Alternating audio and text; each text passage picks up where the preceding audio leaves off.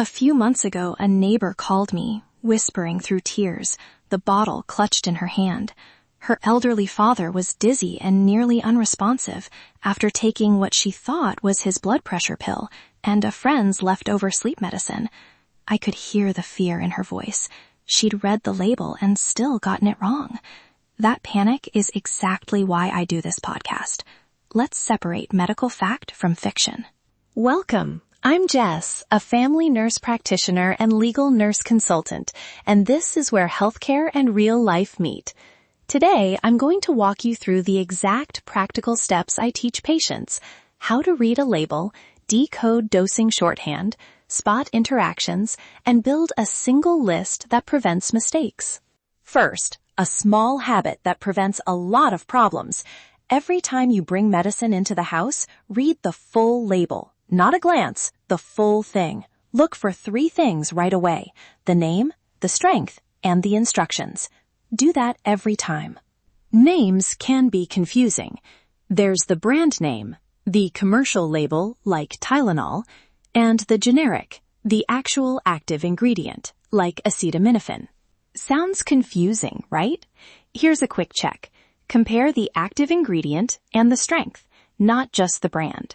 If both match across bottles, they usually do the same job, but double-check the dose anyway.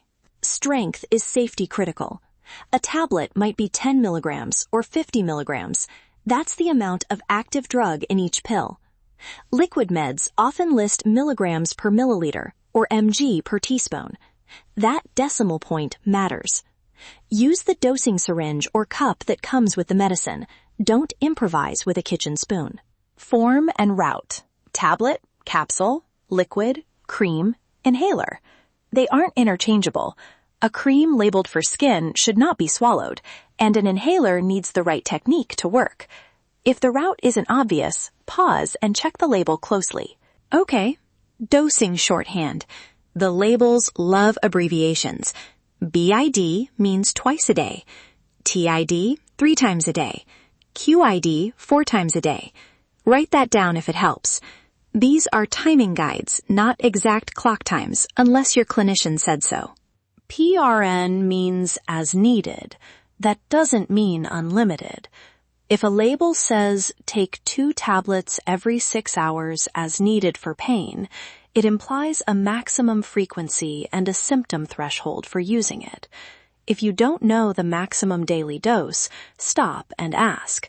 A quick question prevents dangerous stacking. Some prescriptions start with a loading dose, a larger first dose, then move to a maintenance amount. Others taper slowly to avoid withdrawal or rebound. If your bottle mentions tapering or a loading dose and you can't remember the plan, don't guess. Call the prescriber. Quick script to use right now. Hi, this is your name. I have a prescription for medicine. Can you confirm how the dose changes over the first week? Short, specific, it gets a clear answer fast.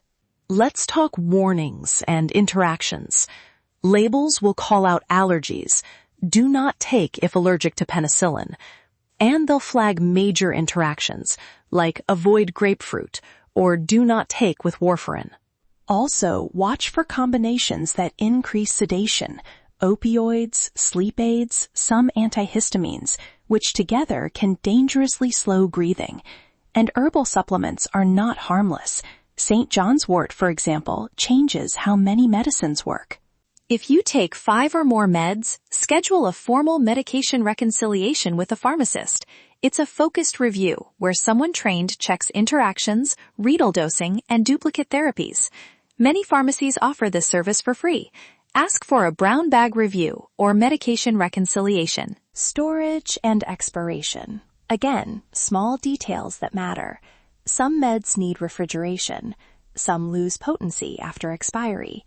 Liquids might say discard after 14 days once opened. If a medicine looks cloudy, smells off, or changes color, don't use it. Take it back to the pharmacist. Prescription meds, OTC drugs, and supplements can interact.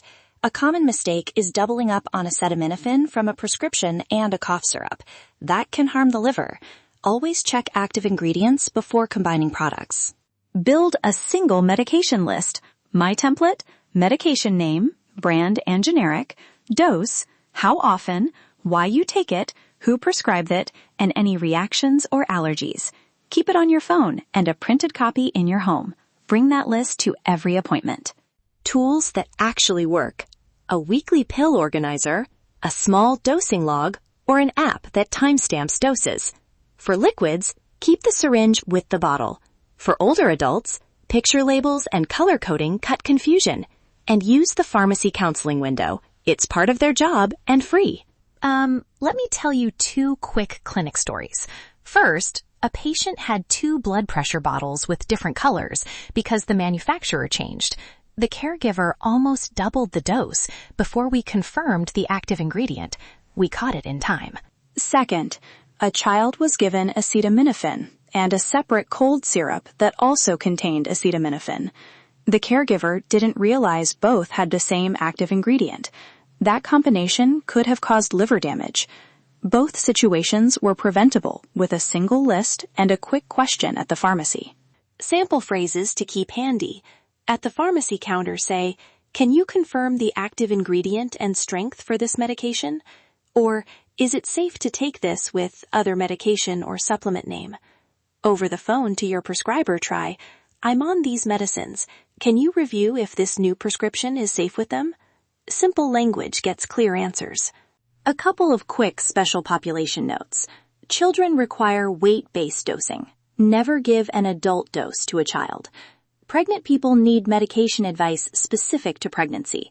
And if you have kidney or liver disease, doses often change. If any of these apply, ask for a clinician-specific review before making changes. Disposal matters too.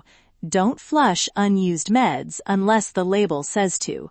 Use community take-back programs or follow FDA guidance for safe disposal. Clearing out old meds reduces accidental ingestion and misuse. Before we finish, 3 clear takeaways you can use right now. 1. Always check name, strength, and instructions, and keep a single medication list. 2. Ask your pharmacist to review interactions, storage, and any special handling when you pick up a new medicine. 3. If anything is unclear, a taper, loading dose, or odd abbreviation, call your prescriber before changing or stopping the medicine. You'll find a printable medication checklist linked in the show notes to help you start your single medication list today. If you want a tailored script for a specific medication or situation, send a question through the podcast contact or bring your list to a pharmacist for a medication reconciliation. Thank you for listening. If today's episode helped clarify a medical or legal issue, or made you think differently about how emergencies and accountability intersect, that's exactly why this podcast exists. I'm Jess, and I work with attorneys, organizations, and professionals who need clear medical insight in complex cases. You can learn more or schedule a consultation at faqbynurseJessconsulting.com. If you found this episode valuable, please share it, subscribe, and leave a review. It helps this education reach the people who need it most. Until next time, stay informed, stay compassionate, and always put safety first.